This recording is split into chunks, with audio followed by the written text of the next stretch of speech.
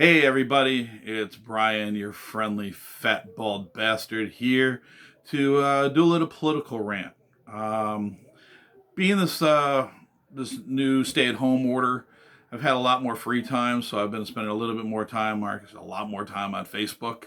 And instead of normally skimming through like I normally do and just reading my notifications and stuff, I've actually taken a little bit more time and reading people's posts. And one thing that sticks out the most to me is that some of these people have no real idea or care about actual facts, especially when it comes to Trump. Now, they're only repeating what Trump says, and they take it as gospel. They repeat it like it's gospel, and it's driving me fucking insane.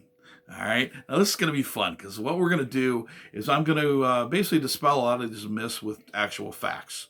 Now, don't get me wrong. I understand that there are dumb people out there, people who don't have the mental capacity to understand the difference between right and wrong or fact and fiction. Now, but that's not who I'm directing this rant towards. I accept the fact that you can't fix stupid, and I do believe that all Trump supporters. I do not believe that all Trump supporters are stupid. Please don't get me wrong. I don't believe that. The ones I'm directing this to are the willfully ignorant ones. Now, when I say willfully ignorant, I mean otherwise intelligent people who have become either too lazy or too consumed in their own little worlds to think for themselves or look into facts or even for facts. Okay, they repeat what they're told. Sometimes it's hard to differentiate between the two, so I'm going to provide facts to dispel the myths that are being spread and shared by Trump and his supporters, and hopefully wake some people up from their Trump-induced ignorance. Okay, this is going to be fun. I can't wait.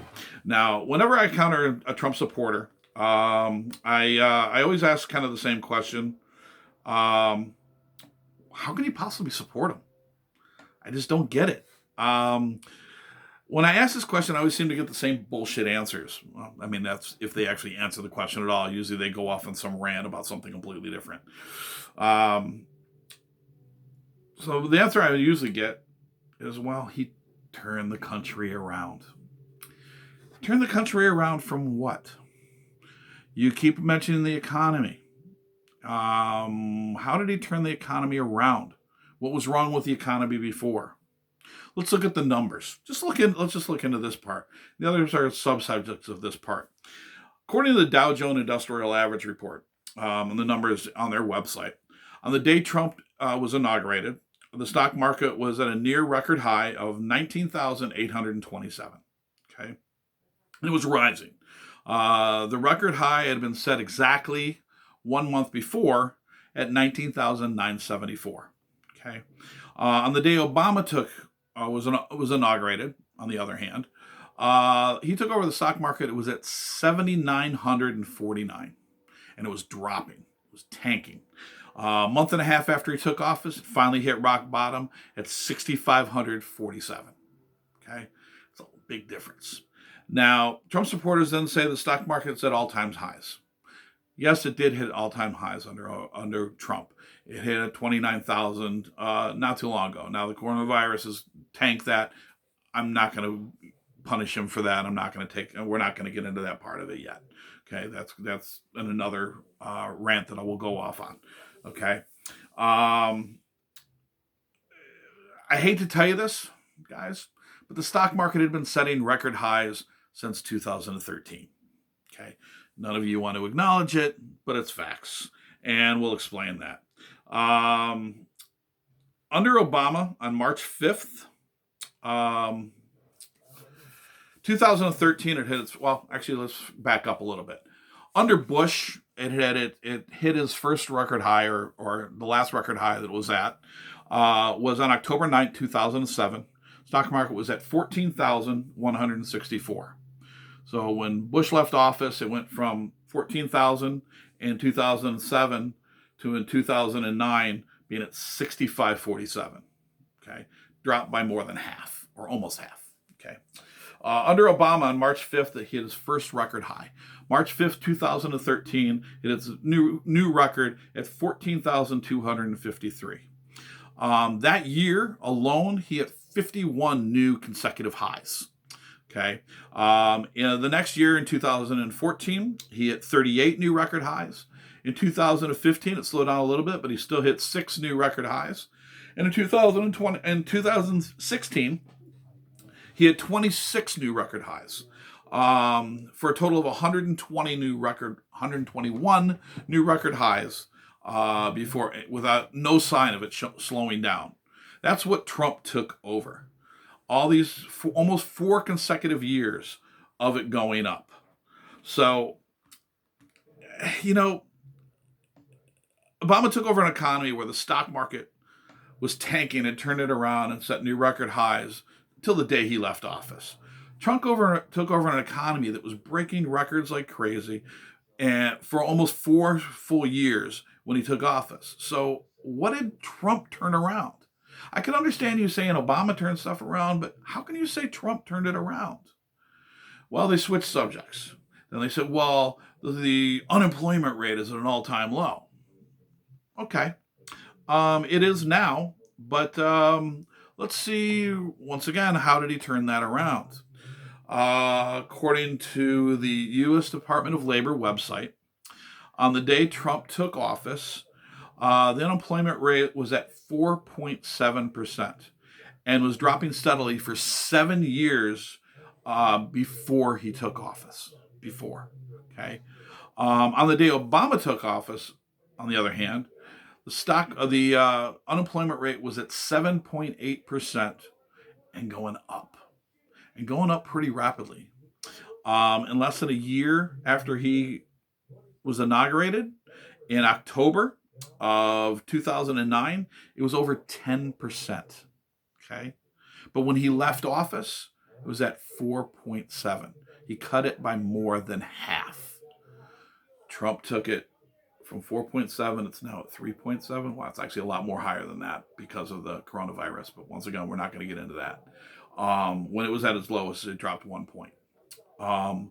So what did he do to turn it around? It wasn't doing bad before. Obama took it over. It was doing horrible. It was going up. Unemployment, people were getting laid off like crazy. He took it and turned it around. Now, when Trump took office, the job market had produced 75 straight months of positive job growth. 75. It's an all-time record. Never happened before. In the previous 12 months before he took office, we had added 2.2 million new jobs before he took over. When Obama took over, on the other hand, he took over a job market that had lost 4.4 million jobs in the previous 12 months. 4.4 million! That's a lot. What the fuck? And losing up to 700,000 jobs a month. Okay? It took 13 months for Obama to finally turn it around, but once he did, he created 16 million new jobs.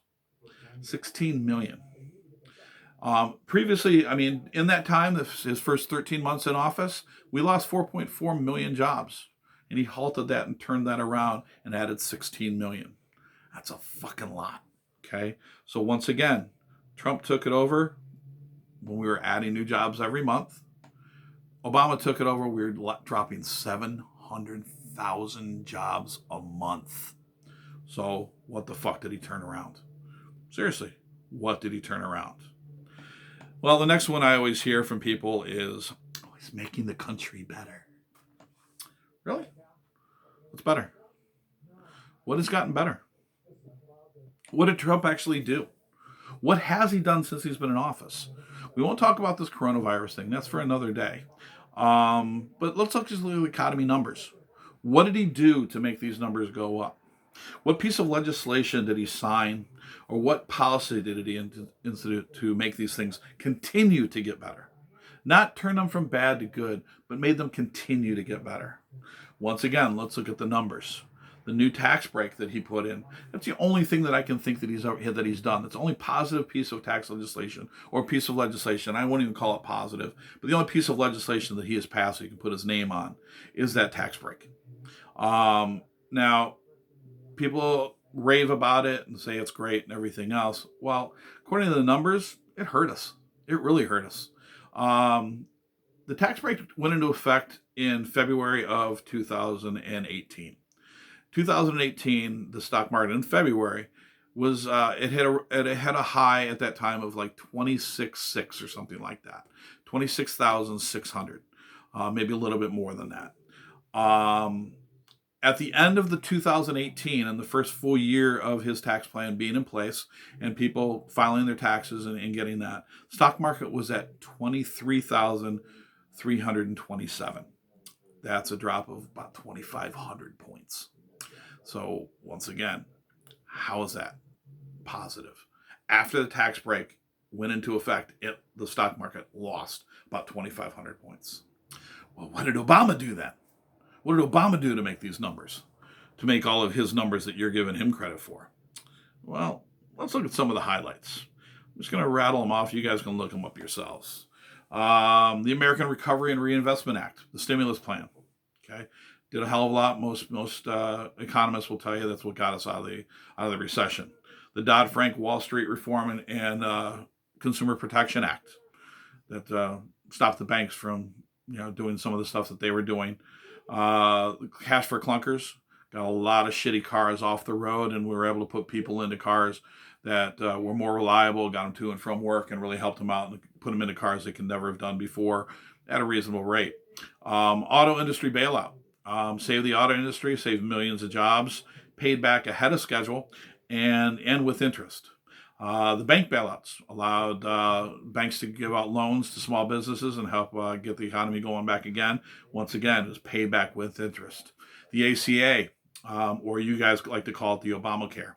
Like it or not, it had aspects that you wouldn't want to give up now that you have them, no matter what. And it also, like it or not, gave 11 million more Americans the opportunity to have health insurance the first time that they've had it. They've never had before. Credit Card Accountability and Responsibility Disclosure Act.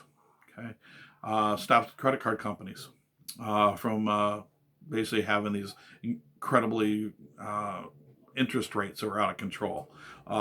Created the Consumer Financial Protection Bureau that basically protected you, not the other people, not the people, manufacturers and the companies who were basically robbing you blind.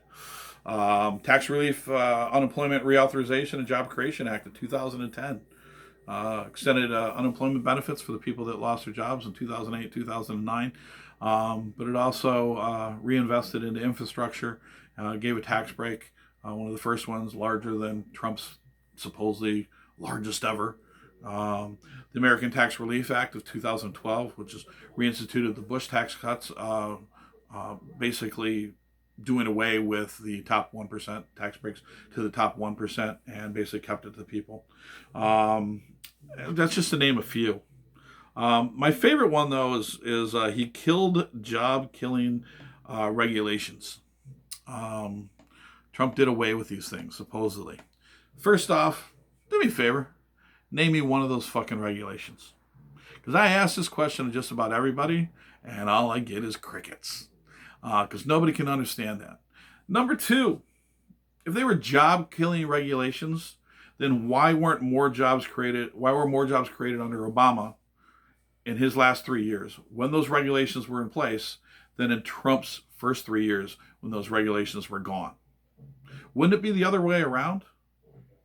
Am I crazy? To me, I think it would be the other way. If they were job-killing regulations, then there should have been more jobs created. But there wasn't. If you don't believe me, let's look at the numbers again. The U.S. Department of Labor says in the job growth in Trump's first 3 years, 2017, he created 2.1 million new jobs. 2018, 2.3 million new jobs. 2019, 2.09 million new jobs. First 3 years. Not bad. But job growth under Obama in his last 3 years. In 2014, 3 million new jobs. Well over 3 million new jobs were created. In 2017, 2.72 million jobs were created in that year. 2016, 2.345 million new jobs were created. That's 1.6 million more jobs were created in Obama's last 3 years than in Trump's first 3 years. So, once again, what did he turn around? He turned it around, but turned it around in the wrong direction. Now, this is my all-time favorite, and this is the last one, guys. Then we'll wrap this up. He's bringing jobs back to America. Really? Is he? Sorry, but if he was or is so focused on bringing jobs back to America, why doesn't he start with his own? Trump has over 30 product lines made with his or his family's name on it, and every single one of them is made overseas. Every single one. Even today, his 2020 campaign posters, flyers, signs, and all of his apparel are all made overseas. What jobs is he bringing back? He bragged really hard and made it a big campaign stop during the campaign for president that the Carrier air conditioning plant in Indiana that he touted he was saving hundreds or thousands of jobs. Guess what? Carrier still moved all those jobs to Mexico and built a plant there because he changed nothing. All these trade acts and everything else changed none of that. Now, if he was so big on it, why doesn't he bring his own back? Okay, just a few things to think about, guys. I'll see you next week where I dispel the myth that Trump's a good businessman. Thanks, guys. I'll see you soon. Bye.